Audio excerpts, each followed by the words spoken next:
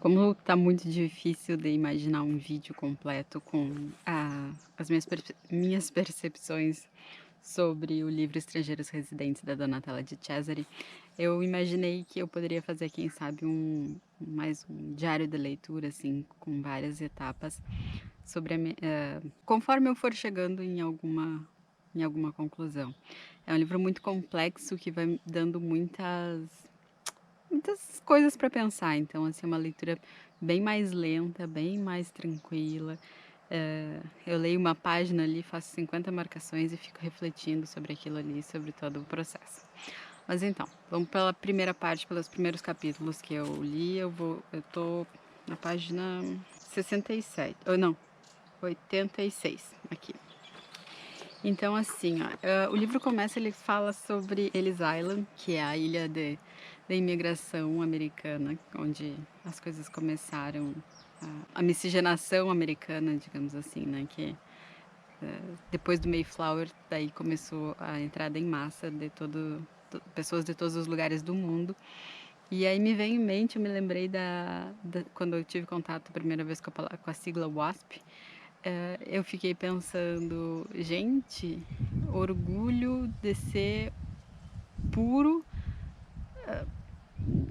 então eles já não deveriam estar naquela terra", entendeu? Esses seres tão puros, tão brancos, anglo-saxões e protestantes, eles deveriam estar na Inglaterra, se eles têm tanto orgulho de ser WASP, de ser essa esses seres tão abençoados, tão de outro planeta, enfim. Mas, eles não são nativos dessa terra, então eles não podem ser contra esses migrantes que chegaram depois deles. Então, assim, quem antes de mim a gente dizima, depois de mim a gente ignora, então só o nosso navio que é o abençoado. Bom, e aí a Donatella segue com uma revisão bem interessante sobre a filosofia, que ignorou completamente a questão da migração, e ela vai fazendo uma abordagem sobre as primeiras vezes que o migrante aparece no mundo do pensamento filosófico, enfim, vai citando muitas coisas. Ela faz uma revisão sobre a questão da história da Europa e das fronteiras da Europa que transformaram entre as 2 guerras ali, com o fim da Primeira Guerra Mundial, os tratados de Saint-Germain, Versalhes esqueci o nome, Limitov, um terceiro tratado ali. Mas enfim, são tratados que colocaram novas fronteiras na Europa e derrubaram oficialmente o Império Otomano, o Império Russo, o Império Austro-Húngaro, e fez com que pessoas, minorias, enfim, ficassem desterradas, despatriadas, apatriadas. E foi um começo de um problema bem complexo, enfim, ela retoma também a questão das colônias que foram redistribuídas nesse processo. E a gente vê que o erro, ele é bem antigo, no sentido de ele vem sendo empurrado com a barriga por muito tempo nessa questão da dominação. E agora ele tá mais, e aí ela reforça isso, que ele chega num ponto que ele tá mais latente pelo fato dos estados-nação terem mais direitos de fechamento de fronteira, enfim, as coisas estão mais delineadas, assim, aonde começa o meu, onde acaba o teu. E, ela faz também uma comparação, comparativo de que sobre o poder, sobre a influência a velocidade com que a internet faz com que as informações circulem, elas colocam uma barreira bem grande na soberania do Estado-nação, né, então ela faz com que o poder seja de quem consegue circular mais rápido.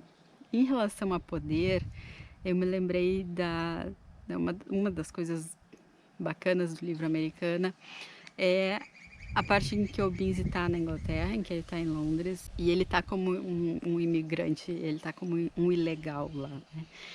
E nesse processo de estar como um ilegal, que ele não tem direitos, ele não tem visibilidade, ele é deportado. E nessa deportação, depois de um tempo, ele é uma criatura sem poder, ele não agrega nada, digamos, à Inglaterra no sentido de benefícios. E nesse processo dele voltar para a Nigéria e refazer a sua vida, enfim, construir um patrimônio, construir poder, digamos assim, influência, ele passa a ser uma pessoa benquista na Inglaterra e ele não quer mais, então, voltar, porque de fato é um pouco irritante, assim, quando eu quis estar aí, quando eu quis contribuir com esse país, eu não era bem-vindo. Agora que eu tenho poder aqui, que eu sou bem-vindo, eu posso entrar e passar de uma hora para outra nessa fronteira. Outra questão também levantada no livro agora, nessas primeiras partes, sobre a invisibilidade do ser que não tem pátria e que ele não tem o direito humano é só para um humano que tem uma fronteira para chamar de sua. Então é bem provocador nesse sentido. Donatella é cirúrgica nesse ponto. E ela fala uma coisa muito interessante, ela faz uma leitura sobre aquele que olha da praia para aquele que está se afogando, né? Não existe nenhuma segurança, nenhuma. Tem uma passagem aqui maravilhosa. Ela cita Lucrécio e diz que, quando dá a palavra do espectador, que doce é observar de tão seguro porto. E aí ela retorna a Pascal, que recorda que a terra não parece nem parada, nem segura, mas incerta e vacilante como o mar. Por isso, é inútil eleger-se espectador dos males do mundo, buscando ordens estáveis, pontos de vista privilegiados. O espectador está sempre envolvido, porque as ondas em que vê os outros afundarem não são uma ameaça superada para sempre e poderiam de repente fazer submergir também o seu rochedo. Melhor então reconhecer o dever de agir, quem sabe apenas estendendo uma mão. Então não existe nada tão seguro, não existe um Estado-nação tão perfeito que nunca vá ter um golpe terrível que não vá fazer com que aquele ser de privilégio hoje seja alguém batendo as portas de uma nova fronteira, buscando um refúgio, buscando um abrigo. Tem muita reflexão, tem muita coisa para pensar assim, nesse livro. Ele é muito maravilhoso. Ele é muito preciso em todas as observações até agora, assim, ela está construindo ainda o processo do migrante, quem é o migrante, quem é essa pessoa, quem é esse ser que sem direitos, esse ser sem política, esse ser que não pode chamar nada de seu.